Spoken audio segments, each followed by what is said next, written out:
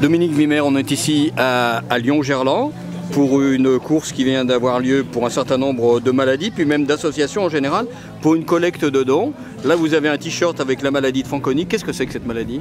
Donc, c'est une maladie génétique qui principalement atteint la production de moelle osseuse, et donc le seul traitement à ce jour pour les enfants atteints de cette maladie est la greffe de moelle osseuse. La parenté avec les autres maladies qu'on connaît peut-être mieux, comme la mucoviscidose, comme ce qui se fait autour du téléthon, c'est quoi? C'est des atteintes aux chromosomes, aux cellules?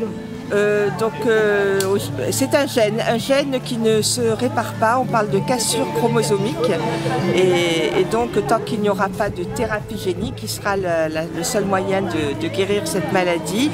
Donc on peut dire qu'il y a une épée de Damoclès sur tous les enfants atteints de cette maladie, puisque même si on arrive à guérir le problème de la moelle osseuse, ce sont des enfants qui peuvent développer des cancers.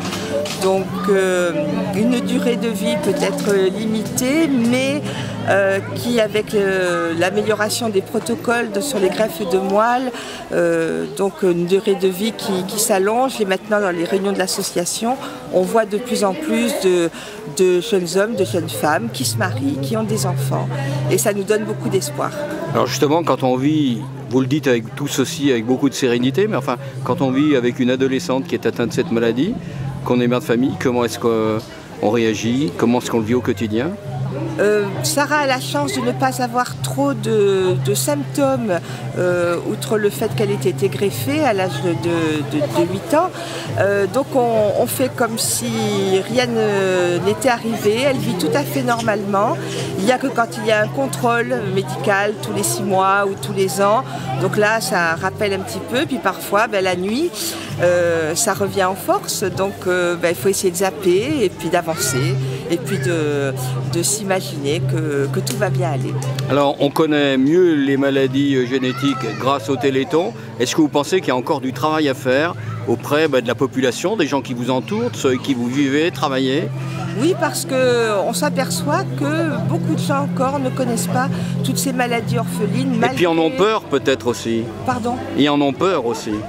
Oui, peur je ne sais pas, mais en tout cas ne sont pas vraiment informés, malgré toute la médiatisation autour du Téléthon ou de la course des héros comme aujourd'hui.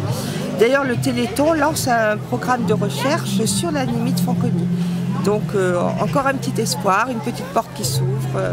Voilà, et donc c'est vrai qu'il faudrait des moyens, beaucoup de moyens aux chercheurs pour vraiment mener à bien les recherches, mais les chercheurs donc de tous les pays vraiment travaillent ensemble et puis échangent leurs trouvailles pour essayer d'avancer, et ça c'est formidable.